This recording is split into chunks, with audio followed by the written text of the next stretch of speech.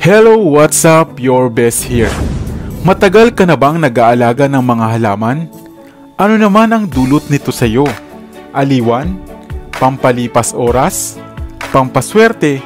O naginangang bahagi ng iyong pang-araw-araw na buhay? Kung gayon, nais mo bang malaman kung ang alaga mo bang halaman ay kabilang sa listahan ng mga klase ng houseplant na nakapagbibigay ng kakaibang sigla at saya? Opo, mayroon talagang mga natatanging halaman na maaaring makapagpasaya sa iyo. Hindi lamang dahil sa mahilig ka talaga sa mga halaman, kundi ito talaga ang epekto at dulot ng halaman sa mga tao.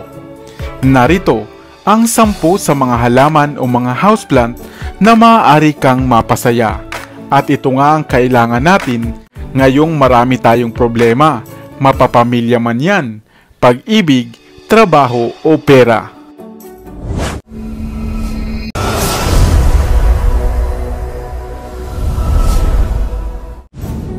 Number 1. African Violet. Walang makapapantay sa kakaibang cuteness ng halamang African Violet. Kakaiba ang mga dahon at ang kulay purple nitong talulot ay tiyak na papasayahin ng iyong araw. Isang klase ng houseplant na hindi ka iistorbohin sa gabi upang sila ay diligan o isilong kung may ulan. Kailangan lamang nila na madiligan sa oras na natutuyo na ang kanilang lupa. Number 2. Spider Plant. Hindi lamang mainam na air purifier ang halamang spider plant, dahil napakabilis nga nitong paramihin. May kakayahan silang magparami ng animoy mga spider plant babies na maaari mo ngang kunin at itanim bilang panibagong puno. Kaya kung sakaling mahilig kang magregalo ng mga halaman, isa ang spider plant sa maaari mong ibigay. Number 3. Burro's Tail. Ang kakaibang succulent na halamang ito ay tiyak na aagaw ng inyong atensyon. Mayroon itong natatanging karakter na magdadala ng sigla sa inyong tahanan. Lalo pa nga kung humahaba na ang mga tangkay ng dahon nito at gumagapang sa paligid ng paso na kinalalagyan. Number 4. Prayer Plant. Hindi ka madidismaya sa napakagandang dahon ng halamang prayer plant. Ang mga kulay nitong red, green at yellow ay tiyak na magugustuhan mo.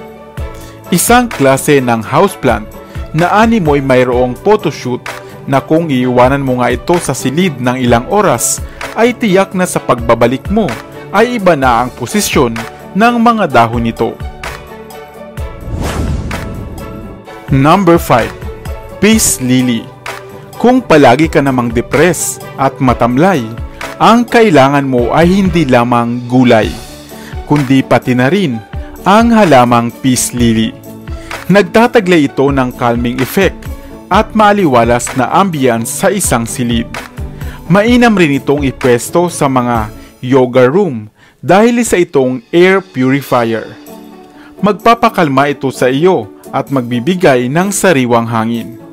Paarawan lamang ito kung kinakailangan, subalit hindi sa tanghaling tapat upang mapanatiling kulay puti ang mga taglay nitong bulaklak. Number 6. Boston Fern. Ang malago at shagging mga dahon ng Boston Fern ay isang mainam na welcome plant. Kung kaya naman mainam nga itong ipwesto sa sala, sa pedestal o sa mga bintana. Maaari mo itong ilagay sa paso, sa ibabaw ng cabinet o ibitin sa kisame. Dahil saan mo man ito ipwesto, ay tiyak na matutuwa ka sa malalago at berte nitong mahabang dahon. Wisikan lamang ito ng tubig madalas upang mapanatili itong berde at masigla.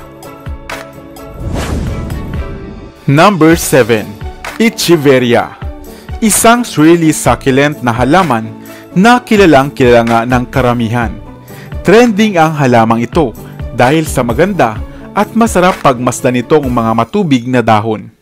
At sa pagsapit nga ng tagsibol, ang mga dahon nga nito ay mas mahaba na. At sisibol na nga ang mga magaganda nitong bulaklak. Number 8. Basil. Isa rin ang halamang basil sa halamang magbibigay sa iyo ng saya. Lalo na nga kung isa kang food lover. Ipwesto lamang ito sa kusina at kung sakali na kailangan mo ang dahon nito, ay pumitas ka na lamang. Number 9. Meyer lemon.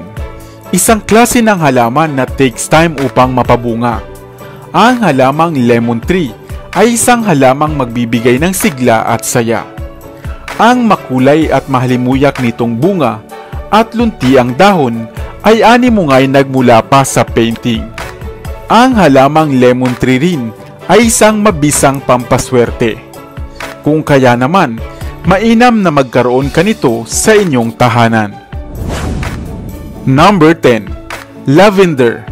Sa lahat ng kasiyahan at saya, ay wala nang hihigit pa sa pagkakaroon ng tahimik, kalmado at masarap na pahinga. At isa ang lavender plant sa halamang magbibigay sa iyo ng kalmadong tulog at pahinga. Ang halimuyak ng lavender ay isang calming scent. Maaari mo rin itong patuyuin upang ipwesto sa kusina, sa sala at maging sa silid tulugan.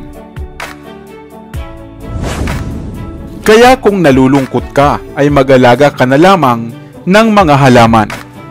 Kahit pa nga punuin mo ang inyong tahanan, sapagkat ito naman ay magdadala sa iyo ng positibong pakiramdam, sigla at saya sa araw-araw. Ikaw, meron ka na ba ng ilan sa aking nabanggit? Sana ay may bago kang natutunan sa videong ito.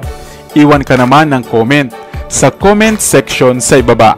I-like at i-share mo na rin para naman sa kaalaman ng iba.